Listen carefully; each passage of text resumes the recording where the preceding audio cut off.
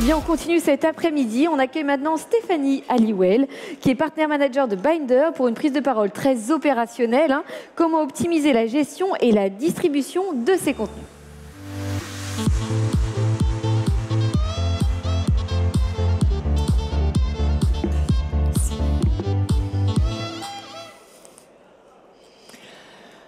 Bonjour à tous. Alors déjà, merci de m'accueillir sur cette scène aujourd'hui. Je suis ravie d'être là pour vous parler du coup d'un sujet qui nous tient à cœur et qui va parler du coup de l'optimisation du cycle de vie du contenu. Pourquoi? Surtout pour vous expliquer et pour vous montrer comment justement il peut agir en tant que levier stratégique pour stimuler les ventes. Alors avant de commencer, qu'est-ce qui va finalement pousser un client à aller dans un acte d'achat, choisir une marque spécifique, un produit spécifique? Évidemment, ça va être la qualité du produit, du service associé. Est-ce que c'est tout? Eh bien non, ce serait beaucoup trop simple. Donc évidemment, il y a d'autres facteurs à prendre en compte et un facteur qui prend de plus en plus d'importance, qui est l'expérience. L'expérience autour de la marque. Donc l'année dernière, d'après une étude de Salesforce, on a constaté que plus de 88% des clients ont déclaré qu'il n'y avait pas que le produit, le service, mais il y avait aussi l'expérience autour de la marque. Qu'est-ce que ça signifie? Ça signifie concrètement aussi que le contenu, la manière dont on va communiquer, la manière dont on va présenter la marque sur les différents canaux, va prendre de plus en plus d'importance pour déclencher justement l'acte d'achat. Et ceci, évidemment, dans un contexte aussi où les attentes et les comportements des consommateurs ont largement évolué. C'est une chose, évidemment, de donner une expérience client, une expérience d'une marque dans un magasin physique. On peut faire énormément de choses, on peut vraiment avoir le ressenti client de manière immédiate. C'est tout autre chose de le faire aussi sur l'ensemble des canaux de diffusion et les canaux sur lesquels les clients vont interagir en fait avec votre marque, qui vont être multipliés, démultipliés, d'autant plus avec le passage qu'on a vu forcé du physique au digital, et du coup qui ont multiplié tous ces canaux. Voilà, donc ça fait du coup c'est une multiplication du nombre de canaux pour l'interaction. Et une autre composante qu'on a évidemment constaté, vous et moi en tant que consommateurs, c'est un degré de personnalisation qui est de plus en plus important et exigé. Moi, personnellement, j'habite à Amsterdam, et donc j'ai vu des affiches où on m'a dit vous qui habitez à Amsterdam Nord, venez commander chez Gorillaz, on vient livrer chez vous. Et je me suis dit, mais c'est dingue, ils savent en gros où est-ce que j'habite, et ils vont me cibler. Et en fait, c'est devenu quelque chose de quasiment normal. Et du coup, ça, le revers de la médaille, encore une fois pour les marques, c'est ce degré de personnalisation qui exige, qui demande aussi, encore une fois, une personnalisation, une adaptation du contenu, d'autant plus que c'est beaucoup plus facile aussi en tant que consommateur de quitter, on va dire, une plateforme digitale. Donc la loyauté est beaucoup plus faible, et donc il faut absolument pouvoir capter cette attention, et tout ceci passe évidemment par le contenu. Donc voici un exemple aussi de schéma très classique qui, à mon avis, vous parlera et qui montre justement cette problématique de multiplication des canaux de diffusion et donc des formats aussi spécifiquement dédiés à ces différents canaux. Et j'ai envie de dire, ça semble déjà énorme. Voilà, par exemple, 3 contenus pour le web, les sites e-commerce, les réseaux sociaux, etc. Mais en fait, dans la réalité, c'est beaucoup plus que ça, parce que ça va être multiplié par le nombre de marchés, par les différentes, par le nombre de marchés, par l'adaptation, par la personnalisation. Et donc, on va rencontrer tout un tas de problématiques aussi qui vont être associées sur la production de ce contenu, qui doit être faite de manière beaucoup plus rapide. Comment est-ce qu'on va la diffuser? Comment est-ce qu'on va l'optimiser? Où est-ce qu'on va la stocker? D'où l'importance d'avoir en fait tout un système global qui va vous permettre justement de tout rationaliser et de tout centraliser là-dedans. Le contenu, évidemment, alimente le commerce. L'expérience client, ça va être la partie visible de l'iceberg qui va générer du coup des engagements, des clics, des comportements d'achat. Mais en dessous de ça, il y a tout un tas de systèmes en fait qu'il faut faire communiquer entre eux et qui vont justement, entre eux, lorsque c'est bien fait, lorsque ça se parle, en fait, lorsque ça communique, pouvoir justement générer cette expérience client optimale.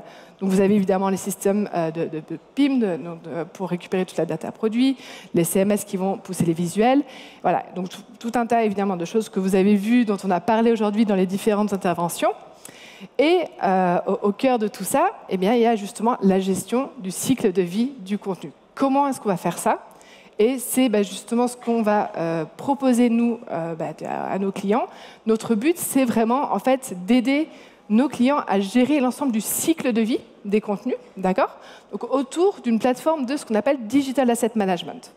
Donc, cette plateforme-là, en fait, ça va agir comme source de vérité pour tout le contenu, que ce soit le contenu marketing, le contenu branding, le contenu produit. Donc, tout type de contenu, de format, etc., tout va être centralisé sur cette plateforme de Digital Asset Management. Et l'idée, ça va être d'aider les différentes équipes qui collaborent sur la création, la gestion, la distribution, d'interagir autour d'une seule et même plateforme. Et donc, voilà, l'idée, ça va être de proposer des outils de création, les templates, de gestion, par exemple, de workflow créatifs, et enfin, de distribuer ce contenu sur tous les les plateformes sur lesquelles vous allez pousser le contenu et vos produits. Et donc, pour ceci, ça nécessite soit... Alors, non, ça, c'est pas soit. Tout ça, en fait, en combiné, à la fois une stratégie robuste d'intégration, un accès à un API pour pouvoir développer des nouvelles intégrations, et, par exemple, des outils de transformation, d'optimisation des formats de transformation à la volée, donc pouvoir générer des formats automatiques qui vont être appelés et créés par des liens qui, du coup, vont être poussés sur les différents canaux que vous utilisez. Et donc, cette partie-là, ça va illustrer justement cette partie distribution.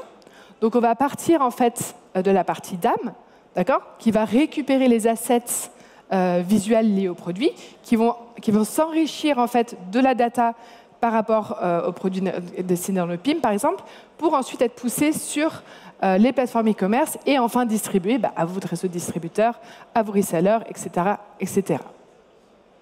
Donc, assez parlé théorie. Dans la pratique, à quoi ça ressemble?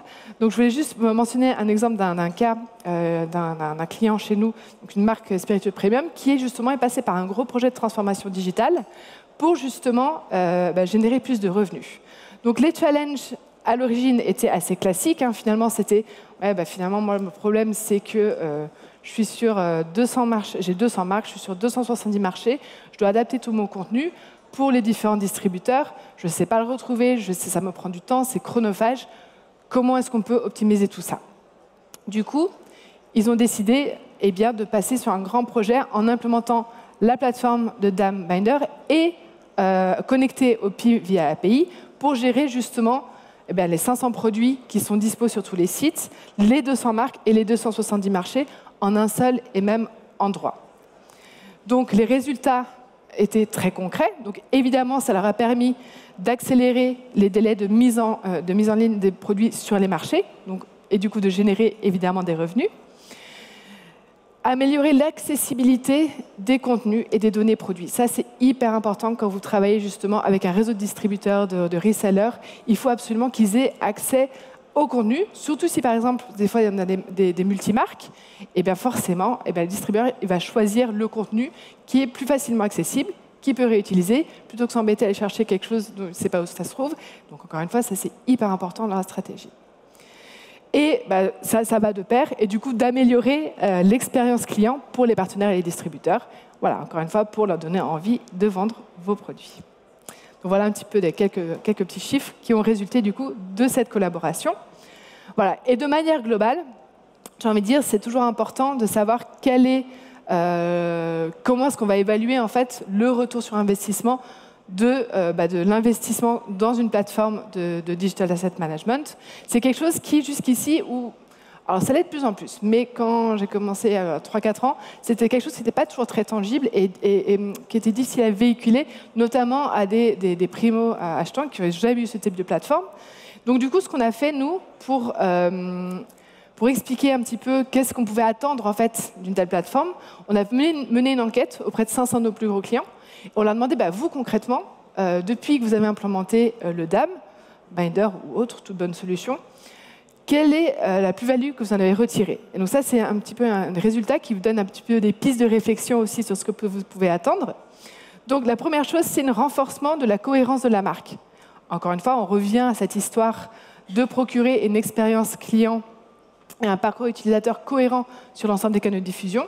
Et donc ça va permettre justement de garantir cette cohérence. Deuxième élément, c'est une création plus rapide d'assets qui va évidemment de pair avec ce besoin d'avoir différents formats sur différents canaux, la personnalisation de plus en plus poussée, donc d'avoir des process optimisés dans ce sens-là. Aussi, d'où l'accélération des processus de validation. Ça, c'est notamment des outils de workflow qui permettent, si vous travaillez avec des agences ou des départements en interne, de bien maîtriser et d'avoir une création beaucoup plus rapide et efficace, qui, du coup, à nouveau, va générer une meilleure collaboration en interne et en externe. Ça peut être au sein de l'entreprise, mais aussi avec tous les prestataires avec qui vous travaillez, les agences créatives ou autres. Et enfin, de manière globale, pour avoir un ROI plus global du contenu qui est créé, qui est généré, et du coup, pour garantir une expérience client optimale. C'était tout pour moi. On est présent aujourd'hui, demain. Venez nous voir avec grand plaisir. On sera vraiment ravis d'échanger avec vous et de voir comment est-ce qu'on peut vous aider sur tous les challenges que vous rencontrez. Merci beaucoup. Merci beaucoup, Stéphanie.